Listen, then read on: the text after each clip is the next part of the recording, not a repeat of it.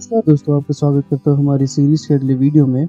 आज हम बात करेंगे एम्प्लॉयमेंट। समझेंगे कि हमारे देश में एम्प्लॉयमेंट की स्थिति क्या है, एम्प्लॉयमेंट किस प्रकार के होते हैं, एग्जैक्टली एम्प्लॉयमेंट क्या होता है और हमारे देश में एम्प्लॉयमेंट कैसा होना चाहिए, हमारे भविष्य के पर्सपेक्टिव से इस बात को भी समझेंगे। तो आइए शुरू करते हैं। बात करते हैं पहले एम्प्लॉयमेंट की मीनिंग से। तो एम्प्लॉयमेंट का जो बेसिक मीनिंग होता है ये होता है कि दो पार्टियों के बीच में एक एग्रीमेंट होता है जिसमें आपको काम करने के बदले में वेतन यानी कि सैलरी मिल जाती है। तो आपको काम के बदले पैसे मिलते हैं और आप एम्प्लॉयड कहलाते हैं। तो ये है बेसिक एम्प्लॉयमेंट की मीनिंग। नेक्स्ट, इंडिया में करीब 45.9 करोड़ लोग वर्कफोर्स का हिस्सा यानी कि वो किसी न किसी तरीके से एम्प्लॉयड है। इसे भी दो पार्ट में डिवाइड करा जा सकता है। पहला है अनऑर्गेनाइज सेक्टर जिसमें 43.3 करोड़ के आसपास लोग काम करते हैं और जो दूसरा है वो है ऑर्गेनाइज सेक्टर जिसमें करीब 2.6 करोड़ के आसपास लोग काम करते हैं। तो अब इनमें डिफरेंस क्या है? तो जो बेसिक डिफरेंस है ऑर्गेनाइज और अनऑर्गेनाइज सेक्टर में यही रहेगा कि अगर आप एक ऑर्गेनाइज सेक्टर में है तो आपके पास एक फिक्स टाइम, फिक्स सैलरी, आपके पास इंश्योरेंस, पीएफ, ये सारी सुविधाएं रहेंगी। और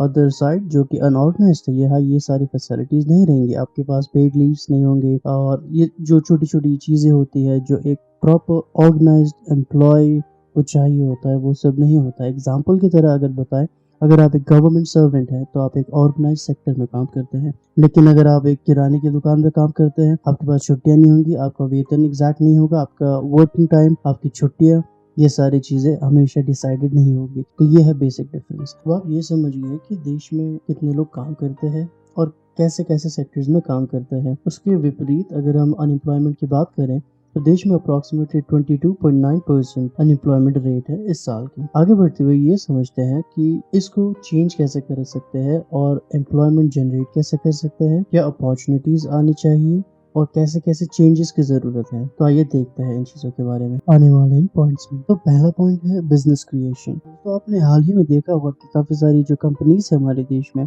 उन्हें यूनिकॉर्न का स्टेटस मिला है, डेकाकॉर्न का स्टेटस मिला है, जो कि काफी अच्छी बात है बिजनेस के पर्सपेक्टिव से। और इसके साथ ही गवर्नमेंट के जो इनिशिएटिव्स है MSME, make in India, PLI schemes और काफी सारे ऐसे स्कीम्स, उनकी भी काफी ज्यादा सराहना करने की जरूरत है। क्यों? क्योंकि ऐसे जो बिजनेस क्रिएशन और बिजनेस की ग्रोथ की अपॉर्चुनिटीज को क्रिएट करा जाता है कभी किसी देश में, तभी जाके एम्प्लॉयमेंट के स्कोप्स बढ़ते हैं। अगर हमारे देश में नए नए बिजनेस क्रिएट होते हैं उससे ही लोगों को एम्प्लॉयमेंट मिलेगा। तो ये एक बहुत इंपॉर्टेंट रोल है जो कि किसी भी देश में गवर्नमेंट और लोगों के बीच में एक अंडरस्टैंडिंग के तहत निभाया जाना जरूरी है। तो ये था हमारा पहला पॉइंट। जो हमारा दूसरा पॉइंट है ये है डिसेंट्रलाइजेशन ऑफ एम्प्लॉयमेंट हब्स। अगर आपने नोटिस किया हो तो हमारे देश में कुछ ऐसे सिटीज है जो बहुत अच्छी तरीके से एम्प्लॉयमेंट क्रिएट करते हैं।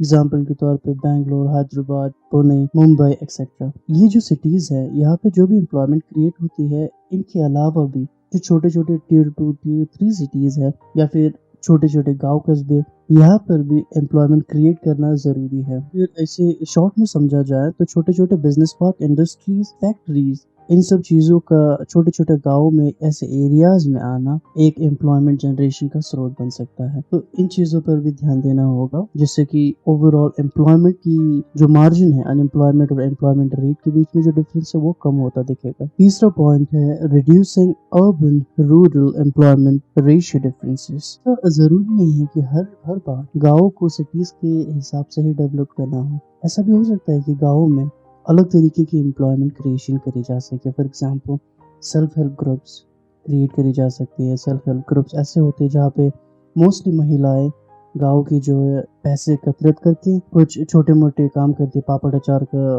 बिजनेस करते हैं। ऐसे छोटे मोटे बिजनेस करके वो अपने खर्चे चला लेती है, साथ साथ घर के काम वगैरह भी करती है। ऐसे बिजनेसेस को प्रमोट करना चाहिए। साथ ही साथ में एग्रीकल्चर से रिलेटेड काफी सारे प्रोडक्ट्स आते हैं जिनको सही तरीके से बनाना सिखाया जाना चाहिए कि एक्चुअल फार्मिंग कैसे होती है, फार्मिंग के सही तरीके, मेथड्स को एक्सप्लोर करना चाहिए। प्रोडक्ट जरूरी नहीं है कि अगर कोई धान या बाजरा या फिर चावल ऐसे कोई प्रोडक्ट्स अगर उगा रहा है अपने जमीन पे तो 100 साल तक उसे यही उगाना है, ये नेसेसरी नहीं है।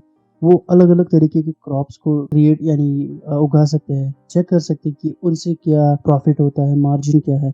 ये सारी टेक्निक्स को जो है सिखाया जाना चाहिए। इसके बाद काफी और भी तरीके के एम्प्लॉयमेंट्स है जो गाँव में क्रिएट करी जा सकती है। जैसे कि गाँव में हफ्ते में एक बाजार लगता है, उन बाजारों को ऑर्गेनाइज कर देना चाहिए जिनसे कि अलग अलग तरीके के प्रोडक्ट एक गांव से दूसरे गांव आए जाए और एक्सप्लोर कर सके, मार्केट को लोग और ये जो छोटे मोटे लोकल प्रोडक्ट्स है उसकी जो रेंज है सेल करने की उसे बढ़ा दी जानी चाहिए, जिससे क्या होगा, प्रोडक्शन करने वाले को भी एक अलग कॉन्फिडेंस मिलेगा, प्रोडक्ट को एक पहचान मिलेगी और ओवरऑल डेवलप समस्या है वो इन एरियाज में तो एटलीस्ट कम हो जाएगी। दोस्तों, जो अगला पॉइंट है ये है फॉरेन डायरेक्ट इन्वेस्टमेंट। इस टॉपिक को मैं ज्यादा एक्सप्लोर नहीं करूंगा, इसके लिए एक डेडिकेटेड वीडियो बन चुकी है तो उसे आप ऊपर आई बटन में क्लिक करके देख सकते हैं। लेकिन अगर इसे ब्रीफ में सम अप कर दिया जाए तो जो फॉरेन डायरेक्ट इन्वेस्टमेंट हमारे देश में आती है उसे कॉन्सेंट्रेटेड एरिया में इन्वेस्ट ना करते हुए उसे बाहर की जो सिटीज है या फिर गांव में वहां पे इन्वेस्टमेंट की अपॉर्चुनिटीज को जो है जो इन्वेस्टर्स है उनको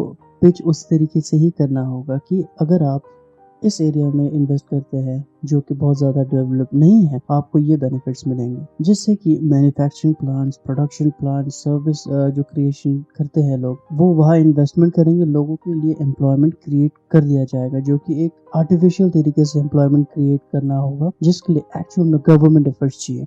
इसके लिए सेंट्रल और स्टेट दोनों को अपने अपने तरीके से इन्वेस्टमेंट को अट्रैक्ट करना आना चाहिए। ये था हमारा चौथा पॉइंट। हमारा पांचवा और आखिरी पॉइंट है फोकस ऑन नेग्लेक्टेड स्टेट्स। दोस्तों, जब डेवलपमेंट की बात आती है उसमें एम्प्लॉयमेंट क्रिएशन एक बहुत इंपॉर्टेंट रोल प्ले करता है, लेकिन एम्प्लॉयमेंट क्रिएशन कहाँ हो रहा है ये भी बहुत जरूरी है। इसके लिए जो नेग्लेक्टेड स्टेट्स जिसे मैं कह रहा हूँ ये ऐसे स्टेट्स है जहाँ पे एम्प्लॉयमेंट क्रिएशन बहुत कम है।